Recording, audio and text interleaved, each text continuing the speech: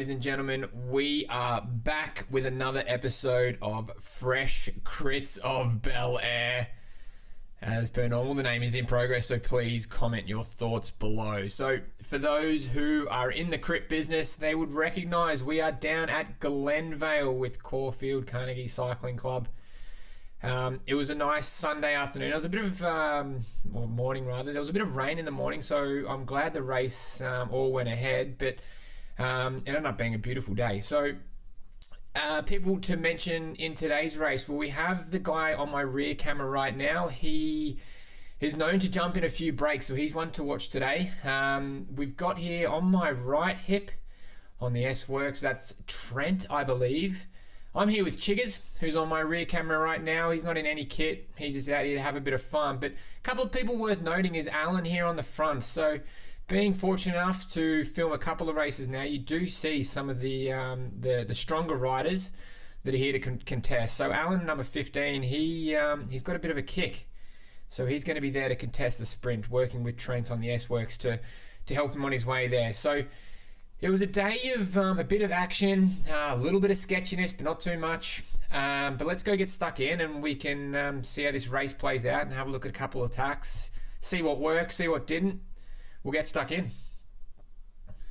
Alright, so this is my first hit out at Glenvale. I've heard a lot about it and it was really excited to get out and have a bit of a hit out. So it's a pretty straightforward course. All you got to do is keep turning left, I suppose. There's not really too much obstacles or anything to avoid on the track. For this race, there was a truck parked on the back straight, which didn't really cause too much concern. It was on the inside, so there was really no reason for you to be anywhere near that. So that was the only thing really to watch out for. We're in lap 4 of 35. You can see which way the wind's coming from, as it kind of is a bit of a headwind on that front straight coming into the finish. So it's just mindful when you're, I guess, wanting to think about that sprint is maybe launch a little bit later if you're going to be pushing into the headwind. The wind does drop off quite a lot at the end of the race. So by lap 4, you can see I got a little bit bored and wanted to test the legs a little bit. So I drop a little bit of an attack here to see how the group responds. I'm always keen to see, are they going to just sit up and just let one rider get away, or are we going to have a whole peloton wanting to chase, or maybe one or two people that want to kind of bridge across. So this was by no means a full committed 100% effort. I wanted to make the most of the entrance fee and see how things got on. So I burn up a few matches here just to see what happens. But we'll skip ahead and we'll see how it goes.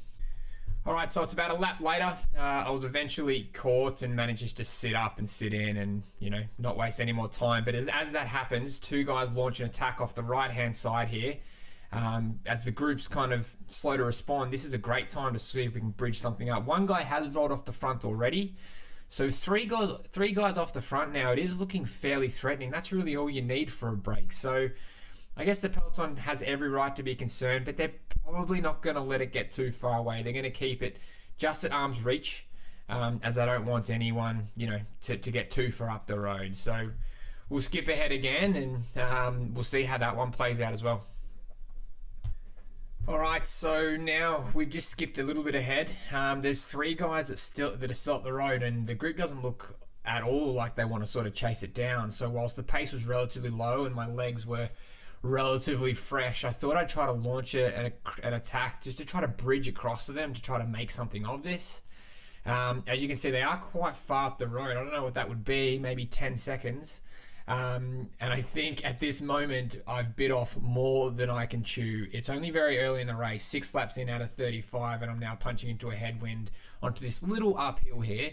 And I'm thinking, wow, if I just kind of, am I going to dig too deep here and end up, not saving my legs completely for the sprint? But that's kind of started a bit of a chain reaction, that little surge, and you can see that a couple more riders have followed onto that as one shoots off the front. But I'm fortunate enough to have another. He sits up a little bit, I guess, and I'm able to sit on his wheel and get an easy lift to the front. But he looks like he wants to do absolutely zero work. So the Cervelo guy on the right here comes across, and I know he's quite quick as well. So I'm thinking, okay, he's a pretty strong rider.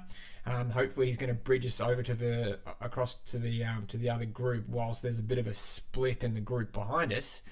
It allows me to sit in, try to anyway, recover, try to get that heart rate down. It's quite high at the moment, so that I can recover enough and put in another surge to bridge across, but we'll see how that one plays out. So we're now a few more laps in, coming into lap 12, and the group from the previous bit were obviously caught down, and now there's a huge monster pull by the gentleman in the pink jersey up ahead. He's been dropping some serious watts, and if you can get a glimpse of the rear camera, you'll see that there's a split now in the group. There you go, there's a good picture there. So there's something on here, and none of the guys in the front group have really realised this. I don't think I've realised it either, as they go to flick turns, and I'm too slow to jump on the wheel, but it works in my favour as the pink guy swings across and I'm able to get an easy sit. Now, probably not ideal. If you're there to help the guys try to get away, you're going to want to do some work. So in hindsight, bit of a dog act move there, but it worked into my favour.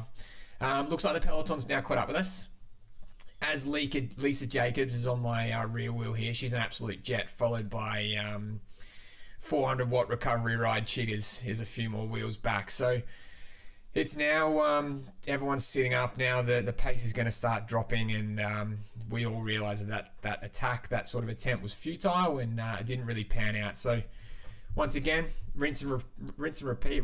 We recover and drop that heart rate down and set up to go for another attack later.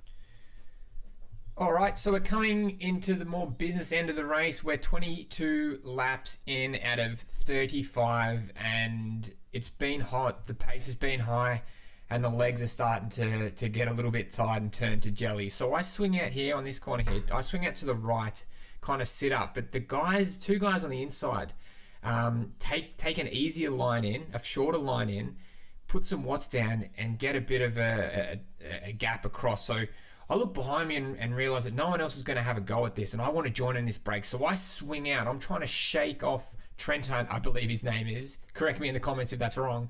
I try to swing out wide to get him, shake him off my draft so I can bridge across. I don't want to bring the entire group across with me. When I'm finally able to sit into that draft, my heart rate's out of control. It's at 189 beats a minute. It's maxing out. My max is 194, but I'm obviously not functioning too well when it's this high. So I realise, right now that was probably a terrible idea, because now I'm cooked and I can't contribute. But it has managed to stretch out the bunch, but probably a wasted match in that case. There was no real need to do that. Look here, now everyone's bunched back up, and I've just wasted an absolute bullet for no reason. So once again, try to recover and prepare yourselves for the sprint. Lap 25 of 35, only 10 laps remaining, and Mr. 400 watt recovery ride Chiggers has been sitting on the front for a while, and whilst the pace was low, it was down to 32 k's an hour for a moment there.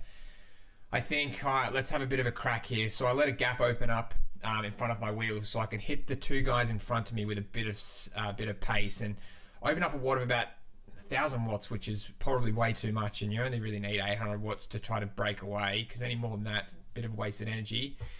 And Lisa the Jet is able to bridge across, and not just able to sit in once she has bridged across, rips around to the front to help me out, because I'm almost seeing cross-eyed here as my heart rate's up and about. So but unfortunately the group's pretty quick to respond. I have another dig here to see if I could get that extra bit of a gap and, I don't know, try to dull the hopes of the peloton, but it's to no avail, as they all seem pretty motivated not to get anything get away with only 10 laps effectively remaining in the race. I guess the rest of the race now, if this doesn't stick, the rest of the race is all about recovering and just preparing the legs and preparing yourself for the sprint, working on that positioning. So we'll skip ahead and see how this one pans out, but between you and me, yeah, it's not. It doesn't work out. All right, so we're going to pick this up with 2 laps remaining, and I've got Mr. 400 watt recovery ride Rob Chiggers on my front at the moment, and I'm not really looking for a lead out because he has had a big ride earlier in the day, so he's just kind of happy just to chill in and practice his racecraft. So the group is bunched up now. If you're going to be wanting to, there is 2 guys up the road, but they're in arm's reach. You can just kind of make them out here, obviously take into consideration the GoPro effect. So I'm sure that the peloton's not going to let those guys get away. The gap hasn't changed for a few laps now, so I think the guys are pretty happy with this. In the Trivelo kit, I know he has been known to have a really solid 800 meter effort. And I got Alan here on the left. Oh no, sorry, this is Alan is on the left, but also with the zip wheels here. That's Mr. Crit Tour, and he's got a kick, so he's a really good person to watch over the next few laps. Watch his positioning because he knows how to win a bike race. So that's just keep that in mind. I've got a big boy here in the red kit behind me. I know he's got also a good kick. So being mindful of all these big power sprinters that can kick to the line, you have to be really mindful of them to not let them get one up over you. So coming into the last lap now, everyone's really bunched out. I swing out right here on the second corner and get absolutely pinched. I have to slam on the brakes to avoid a crash and then have to blow a bullet here.